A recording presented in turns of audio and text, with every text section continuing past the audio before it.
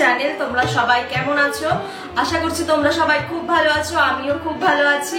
আজকে আমি তোমাদের সাথে শেয়ার করব পয়লা বৈশাখের জন্য একটা টিউটোরিয়াল। আজকে যে লুকটা আমি করব সেটা একদম একটা সিম্পল লুক করব, কারণ আমরা বাঙালিরা পয়লা বৈশাখে খুব একটা সাজি না, সিম্পলের মধ্যে সবাই সাজতে পছন্দ করি। আর এই টিউটোরিয়ালটা আমি তোমাদেরকে ভীষণই সহজভাবে দেখানোর চেষ্টা করব, যাতে তোমরা সকলেই করতে পারো।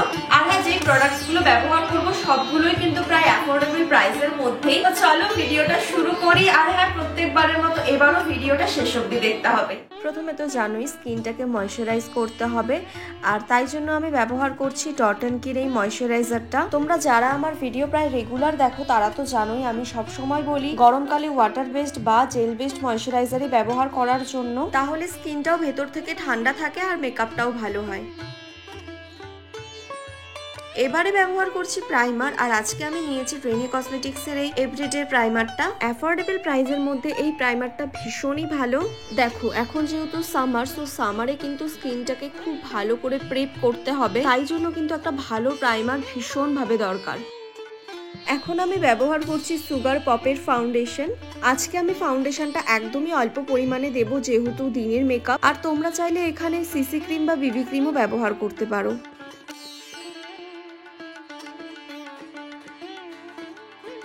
আর হ্যাঁ, অবশ্যই সানস্ক্রিন ব্যবহার করো। আমি এখানে ব্যবহার করতে ভুলে গিয়েছি, প্রাইমারের আগে তোমরা সানস্ক্রিনটা ব্যবহার করতে পারবে। নেক্সট দিচ্ছি প্লাম গুডনেসের কনসিলার। আর কনসিলারের কালারটা দেখো একদম আমার স্কিন টোনের কাছাকাছি, এক শেড লাইট হতে পারে। একদম কাছাকাছি টোনের কনসিলার দেওয়ার কারণ এটাই, তাহলে মেকআপটা একদম স্কিন লাইট দেখতে হবে, বেশি হাইলাইট বা ফর্সা মনে হবে না। এরপর ব্যবহার করছি একটা লিকুইড ব্লাশ, আর এটা হলো মিলাপ কসমেটিক্সের। এই ধরনের পিচ অরেঞ্জিশ কালারগুলো কিন্তু সব স্কিন টোনের সাথেই যায়, যারা ব্রাউন স্কিন টোনের আছো তাদেরও কিন্তু এটা মানাবে। এখন ব্যবহার করছি পন্ডসের natural glow face powder.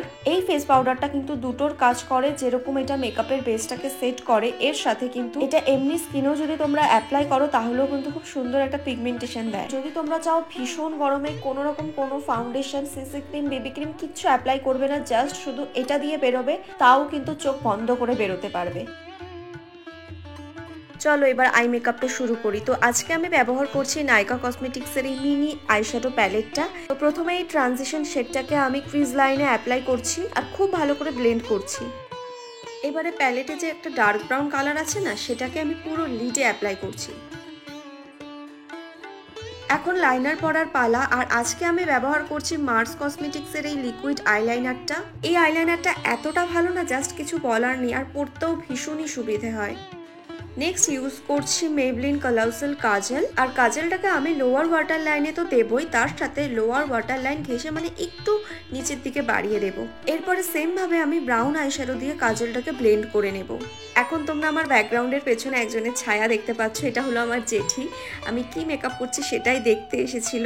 So eye makeup প্রায় ডান। তো সব শেষে আই লুকটাকে কমপ্লিট করছি ফেসেস কানাডার মাস্কারা দিয়ে।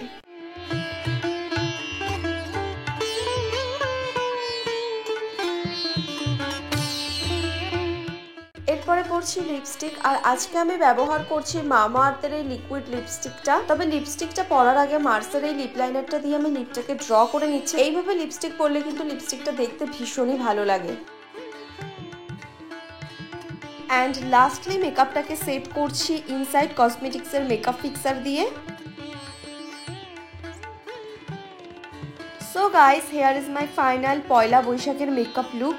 আজকে আমি ভিডিওতে যা যা প্রোডাক্টস ব্যবহার করেছি প্রত্যেকটাই প্রায় অ্যাফোর্ডেবল প্রাইসেই তোমরা পেয়ে যাবে। প্রত্যেকটা লিঙ্কই আমি ডেসক্রিপশন বক্সে দিয়ে দেবো।